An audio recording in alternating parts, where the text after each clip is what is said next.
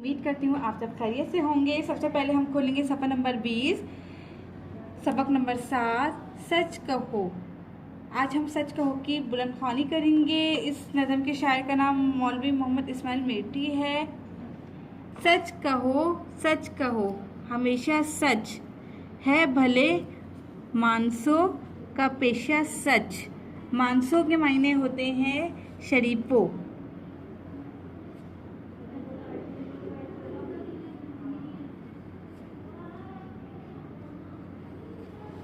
सच कहोगे तो तुम रहोगे अजीज। अजीज का मतलब होता है प्यारा। सच तो ये है कि सच है अच्छी चीज। सच कहोगे तो तुम रहोगे शाद। शाद के मायने होते हैं खुश।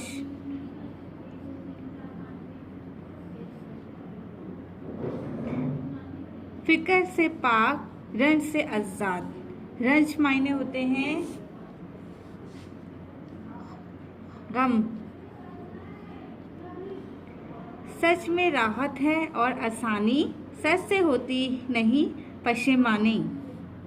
पशेमानी के मायने होते हैं शर्मिंदगी।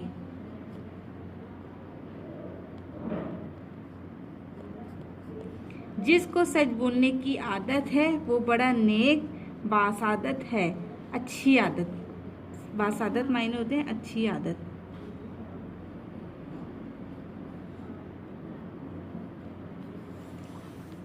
अब आपको इसकी बुलंद ख्वानी करनी है। अल्लाह हाफिज़।